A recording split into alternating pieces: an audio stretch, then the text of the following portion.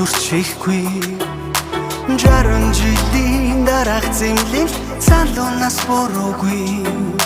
чамаас бусдад итгэлийн минь үд түгжээтэй чангаар тогшхий